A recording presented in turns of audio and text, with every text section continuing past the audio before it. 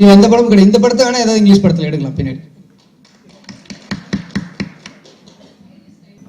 பொதுவாக வந்து இப்போ ஒரு ஒரு பரிணாம வளர்ச்சி அப்படின்னு சொல்லுவோம். ஒரு குரங்கிலிருந்து மனிதன் வந்தான் அப்படின்னு சொல்லுவோம். ஸோ அடுத்து மனிதன்லேருந்து ஒரு மனுஷன் என்னவா மாறும் அப்படின்னு ஒரு கற்பனை.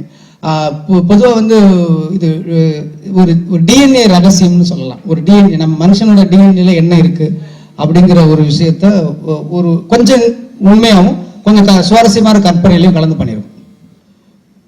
அதான் ஒரு மனிதனாக இல்லாம வந்து இன்னொரு பாதி உலகம் வந்து அவரை கடவுளா பார்த்துட்டு இருக்குன்னா வந்து அவரு என்ன மென்டல் ஸ்டேட்ல இருப்பாரு, அவரு கோவப்பட்டாருன்னா எப்படி கோவப்படுவாரு, அவரு எப்படி ரியாக்ட் பண்ணுவாரு மற்ற விஷயங்களுக்கு, எவ்வளவு அன்பு காட்டுறாருன்னா எப்படி அன்பு காட்டுவாரு, அவரோட பார்வை எப்படி இருக்கும், கை எப்படி பயன்படுத்துவார், அந்த மாதிரி சின்ன சின்ன ரிசர்ச் ஒர்க். இவர் ரெகுலரான ஒரு ஆளா இல்லாம அவர் ஒரு ஹோலி மேனா ஒரு அடுத்த லெவலில் ஒருத்தரை பார்க்கறதுக்கு வந்து அவர் எப்படி பிஹேவ் பண்ணணும் அப்படிங்கிறதுக்கு வந்து முருகதாஸ் சார் கூட நிறைய டிஸ்கஸ் பண்ணிட்டு இது மாதிரி பண்ணலாம் அப்படின்ட்டு நாங்களே ஒரு குறிப்பு வச்சுக்கிட்டு அப்படி ஃபாலோ பண்ணோம்.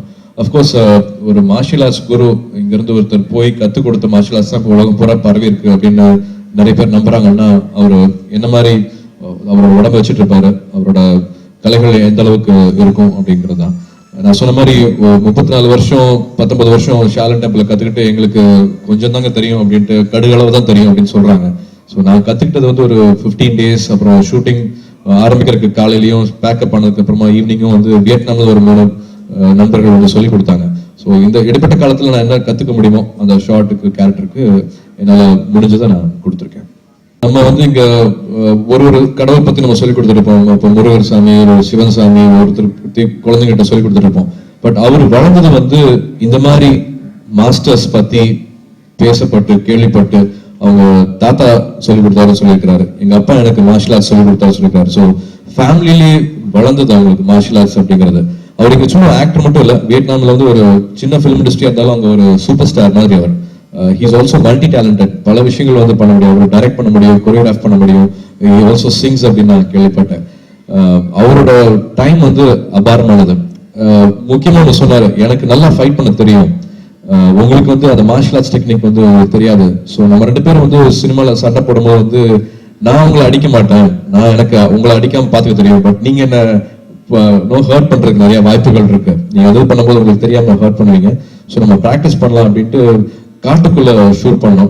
அந்த காட்டுக்குள்ள அந்த பூச்சிக்கடி எல்லாத்தையும் எதுவுமே பார்க்காம ஒரு 5:30 மணி 6 மணிக்கு பேக்கப், அதனால திரும்பி ஒரு 8:30 மணி 9 வரைக்கும் வந்து பொறுமையா இருந்து என் கூட எனக்கு பல விஷயங்கள் சொல்லிக் கொடுத்து கூட ரிஹர்ஸ் பண்ணி கற்றுக் கொடுத்தாரு. ஸ்பைடர்மேன்லாம் பார்த்தீங்கன்னா அந்த மாஸ்க் போட்டதுக்கு அப்புறமா வர ஸ்பைடர்மேன் வந்து ஜானி.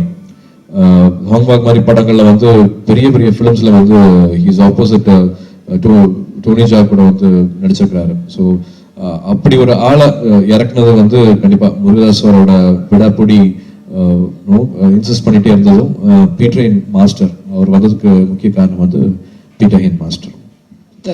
கண்டிப்பா வந்து எனக்கு வந்து என்னன்னா ஒரு இது 6th centuryல வாழ்ந்தாருன்னு எவிடன்ஸ் இருக்கு, கல்வெட்டு இருக்கு, சம்மந்தப்பட்ட நாடுகள்லேயே அதை ஒத்துக்கிறாங்க. அதெல்லாமே இந்த படத்தில் நாங்கள் காட்டியிருக்கோம். அப்படி இருக்கும்போது நம்ம ஊரில் வந்து சிலைகள் வைக்கணும், குழந்தைகளுக்கு பேர் வைக்கணும், பாடத்தில் பாடமாக வைக்கணும், இன்னும் நிறைய இவங்க யாருன்னு எல்லாருக்கும் வச்சா நமக்கு நம்ம குழந்தைங்களுக்கு ஒரு கான்ஃபிடென்ட் வரும். இப்படிலாம் இருந்தாங்களான்னு சொல்லும்போது நம்ம குழந்தைங்களுக்கு ஒரு கான்ஃபிடென்ட் வரும். இல்லைன்னா தேவையில்லாமல் நம்ம வந்து பீஸாவும் பர்கரையும் சாப்பிட்ற ஒரு நிலைமை வராது. நிறைய ஓஷோலாம் வந்து ஒரு கிட்டத்தட்ட ஒரு 200-300 பேஜஸ்க்கு வந்து ஸ்பீச்சுக்கு அவர் கொடுத்த ஸ்பீச் வந்து புக்காலாம் வந்திருக்கு. 23 வயசுல டிராவல் பண்ணாருன்னு சொல்றாங்க, 150 வருஷம் வாழ்ந்தாருன்னு சொல்றாங்க. பெரிய அளவு இருக்கு. ஒரு முழு நீள ஹாலிவுட் ஃபிலிம் ஒரு 2000 crores 1000 crores செலவு பண்ணி படம்லாம் எடுக்கலாம். அவ்வளோ விஷயம் இருக்கு. அவ்வளோ பெரிய படமெல்லாம் நான் சூர்யா சார் கிட்ட சொல்லுவேன், இந்த அவ்வளோ பெரிய படமா எடுக்கிறதுக்குலாம் எனக்கே தகுதி இருக்கான்னு எனக்கு தெரியல. இனி வர்ற ஜென்ரேஷன்ல யாராவது எடுக்கலாம், இல்லை வேற ஏதாவது வெளிநாட்டு படங்கள் எடுத்து அதை நம்ம காசு கொடுத்து படத்துல பார்த்து தெரிஞ்சுக்கலாம். சைனா பக்கத்துல நாங்கள் ஷூட் பண்ணிட்டு இருக்கும்போது, அந்த வில்லேஜஸ்ல ஷூட் பண்ணிட்டு இருக்கும்போது முருகதாஸ் சார் அடிக்கடி சொல்லுவார், சார் இதுக்கெல்லாம் நம்மளுக்கு தகுதி இருக்கானே தெரியல சார், உதயநிதி சார் தான் தேங்க் பண்ணணும். ஒரு சைனால வந்து சாங் எடுத்துட்டு போவாங்க, நம்ம இங்க வந்து ஒரு படம் எடுத்துட்டு இருக்கோம், ஒரு ஃபைட் சீக்வன்ஸ் எடுத்துட்டு இருக்கோம், 5th century சைனாவை நம்ம எடுத்துட்டு இருக்கோம் சார், இது ஒரு பெரிய பிளஸிங். எனக்கு எப்படி இந்த விஷன் வந்தது, இந்த தாட் வந்தது, இந்த கரு எப்படி ஆரம்பிச்சுன்னே தெரியல, ஏதோ உள்ளுக்குள்ள ஏதோ நடக்கிற மாதிரி இருக்கு அப்படிங்கிறாரு. நீங்க சொன்ன மாதிரி இந்த படம் வந்ததுக்கு அப்புறமா தீ மாதிரி பத்திக்கும். இந்த இந்த இன்ஃபர்மேஷன் வந்து பரவாயில்ல பார்த்திங்க. ஒரு 5 வயசு பொண்ணு 6 வயசு பசங்கள்லாம் வந்து எல்லாருமே நெட்டில் உட்காந்துட்டு இருக்காங்க, எல்லாருமே ப்ரௌஸ் பண்ணுறாங்க. ஸோ சும்மா ஒரு வாட்டி டைப் பண்ணாலே வந்து இன்ஃபர்மேஷன்ஸ் வந்து கொட்டும். நிச்சயமா இது நம்மளோட கலை அப்படிங்கிறத வந்து நம்ம முதல்ல நினைக்கலாம். அது இன்னும் இந்த எங்க ஜென்ரேஷன்ல பரவச்சுன்னா வந்து அவங்க ஹெல்த்துக்கும் சரி ஹைஜீனுக்கும் சரி எல்லாமே வந்து ரொம்ப பயனுள்ளதாக இருக்கும். எங்க ஜென்ரேஷன் ஹெல்த் ரொம்பவே மோசமாக போயிட்டு இருக்கு. ஸோ ஐம் ஷூர் நிறைய மாற்றங்கள் வர்றதுக்கு வேர்ல்ட் ஆஃப் பாசிபிலிட்டிஸ் அது. ஐயா நம்ம என்னமோ வந்து கிராண்ட் மாஸ்டர் ரேஞ்சில் என்ன பார்க்காதீங்க. படத்துக்கு என்ன வேணும்? ஆமா, ஜாக்கி சான்லாம் வந்து அவங்க ஒரு நாளைக்கு 8 மணி நேரம் ப்ராக்டிஸ் பண்றாங்க. அவங்க வந்து 8 ஹவர்ஸ்ங்கிறது வந்து நார்மலான விஷயமே கிடையாது. ஸோ மற்ற நடிக்கணும், பாட்டு பாடணும், ஸோ அதுக்கு நடுவில் எவ்வளோ கற்றுக்க முடியுமோ அவ்வளோ கற்றுக்கிட்டேன். இந்த படத்துக்கு என்ன ஜஸ்டிஸ் பண்ண முடியுமோ அதை பண்ணியிருக்கேன். கண்டினியூஸ் ப்ராக்டிஸ் இருந்துகிட்டே இருக்கணும். சும்மா ஒரு வாட்டி கற்றுக்கிட்டா வந்து அதை எனக்குமே பேட்ச் மாதிரி குத்திக்க முடியாது. தினமும் வந்து யோகா பண்ற மாதிரி வந்து உடம்ப அந்த மாதிரி வச்சுட்டே இருக்கணும், ப்ராக்டிஸ் பண்ணிட்டே இருக்கணும். அவங்க அந்த தொழில் இருக்கிறதுனால வந்து அவங்க நிறைய அதனால டெடிகேட் பண்ண முடியுது.